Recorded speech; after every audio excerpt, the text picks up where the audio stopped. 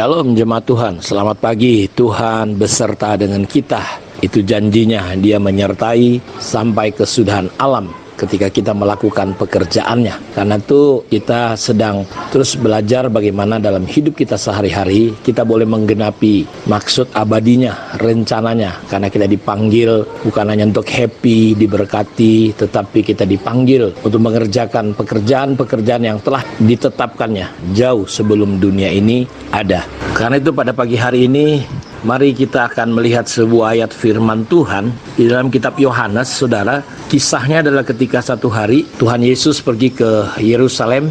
Dalam bait suci, dalam rumah Tuhan di Yerusalem terdapat banyak sekali pedagang-pedagang lembu, kambing, domba, merpati, dan penukar-penukar uang di situ.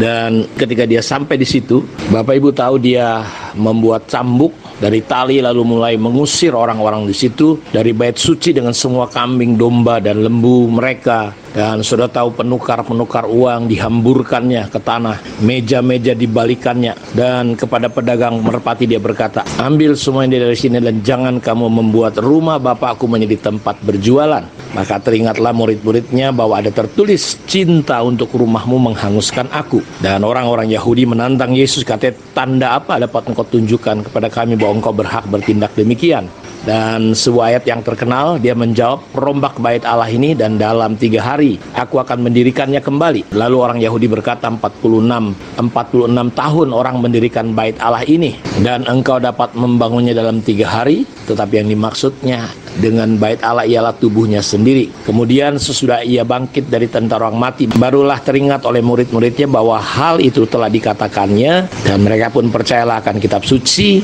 dan akan perkataan yang telah diucapkan Yesus. Jadi kita melihat Bapak Ibu, ini sebuah pemandangan yang satu hari begitu menakjubkan, karena tiba-tiba di bait Allah tempat orang sembayang, Yesus seperti marah, ngamuk, membongkar balikan semua, dan itu menjadi sebuah pertanyaan besar. Tetapi intinya bahwa dia marah karena rumah Bapaknya, bait Allah, yang adalah merupakan konsep Allah dari awal sampai kekal, itu dirusak. Bagaimana bait Allah sebagai tempat kehadiran Tuhan, presentasi Tuhan, menjadi disebut sarang penyamun. Karena orang mengalihfungsikan rumah Tuhan yang adalah tempat untuk orang bersekutu, tetapi menjadi tempat untuk mencari keuntungan.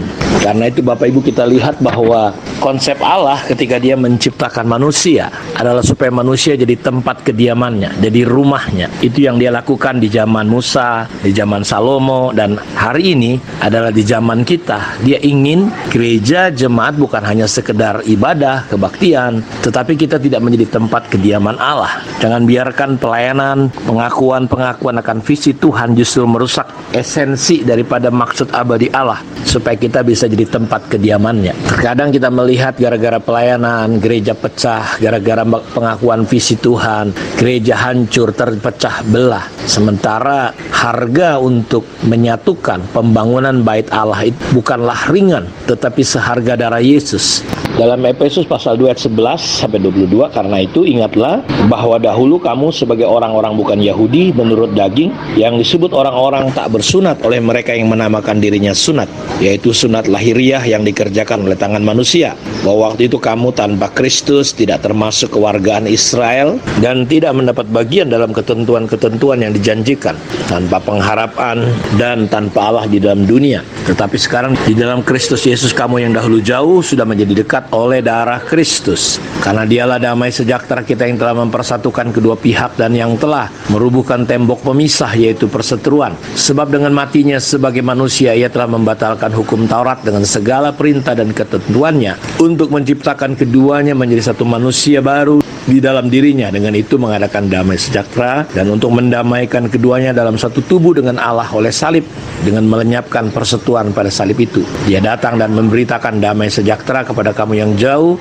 dan damai sejahtera kepada mereka yang dekat, karena oleh dia kita kedua pihak dalam satu roh beroleh jalan masuk kepada Bapa. Demikianlah kamu bukan lagi orang asing dan pendatang, melainkan kawan swarga dari orang-orang kudus dan anggota-anggota keluarga Allah yang dibangun di atas dasar para rasul dan para nabi, dengan Kristus Yesus sebagai batu penjuru. Di dalam dia tumbuh seluruh bangunan rapi tersusun menjadi bait Allah yang kudus dalam Tuhan. Di dalam dia kamu juga turut dibangunkan menjadi tempat kediaman Allah di dalam roh. Jadi kita lihat bahwa Tuhan yang kita pelajari hari kemarin adalah Dia menginginkan Sion menjadi tempat kedudukannya, dan harga untuk mencapai mewujudkan hal itu adalah nyawanya, darahnya sendiri. Karena dosa mencerai-beraikan, memisahkan manusia dan Allah dan manusia dengan manusia. Tapi lewat kematiannya Dia menyatukan, Dia menghancurkan tembok pemisah, Dia membatalkan semua hukum Taurat supaya kita bisa menjadi satu manusia baru dalam Kristus, supaya kita menjadi baitnya yang kudus, menjadi tempat kediamannya. Karena itu Bapak Ibu, kita perlu membangun nilai-nilai dan budaya-budaya yang sama dengan karakteristik Allah. Misalnya kita perlu membangun yang namanya kekudusan, karena Allah itu kudus. Tidak mungkin tempat tinggal atau kediaman Allah najis, kotor, dan berdosa. Karena itu kita perlu diampuni, ditebus. Dan kita boleh membangun kebenaran, kesucian, dan kekudusan sebagai nilai-nilai untuk Allah bisa tinggal dan diam. Kita perlu membangun yang namanya persatuan, hubungan damai sejahtera satu dengan yang lain, jauh daripada roh perpecahan, jauh daripada penghakiman, penilaian. Sehingga apa? Sehingga kita bisa menjadi tempat kediamannya, kita bisa menjadi presentasinya. Dan tentu harapan Tuhan ketika Dia membangun tubuhnya yang dibangun dengan harga yang cukup mahal adalah supaya kita bisa menjadi wakil Allah di dunia ini.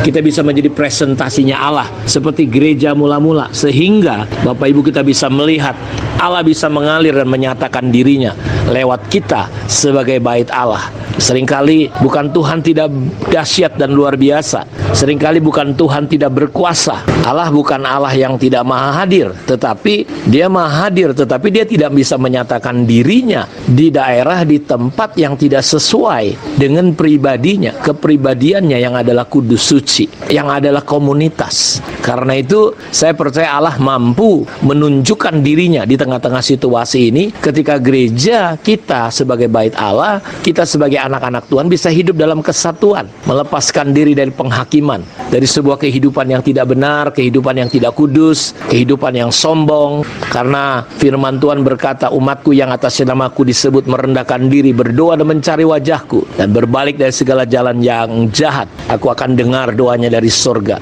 dan aku akan memulihkan negerinya. Dan Tuhan akan mengarahkan hati, telinga, matanya kepada tempat ini, yaitu rumah Tuhan. Dan ayat 13 berkata, ketika hujan tidak turun, ketika sampar datang, Tuhan akan memberi perhatian di satu tempat, yaitu bernama rumah Tuhan. Dan rumah Tuhan bukan terbuat dari tangan manusia, batu bata, tetapi rumah Tuhan yang sesungguhnya adalah batu-batu yang hidup, yaitu saudara dan saya, jemaat Tuhan kita semua. Karena itu lewat saat teduh ini saya mengajak Bapak Ibu semua untuk kita kembali berbalik dari jalan yang jahat. Kita boleh bertobat, dan Tuhan janji Dia akan menghadirkan, menyatakan dirinya di tengah-tengah kita semua, sehingga apa yang dikatakannya, apa yang dijanjikannya, dan apa yang kita lihat dan pernah terjadi di Kisah Rasul itu akan terulang kembali dan terjadi kembali di hari-hari ini, di tengah masa pandemi ini. Allah bukanlah Allah yang mati, tapi Dia Allah yang hidup, tetapi Dia tidak bisa menyatakan dirinya di tempat yang bukan sesuai dengan karakteristik dirinya, saudaraku. Karena itu saya berdoa dan berharap Bapak Ibu kita bisa kembali kepada konsep abadi Allah, kepada maksud abadi Allah, kepada konsep Allah dari awal sampai akhir, yaitu Allah ingin tinggal dan diam di tengah-tengah kita. Karena itu mari kita bangun nilai-nilai, value, budaya di mana Allah akan menyatakan dirinya, karena kita adalah bait-Nya. Kiranya Tuhan Yesus memberkati kita semua. Shalom.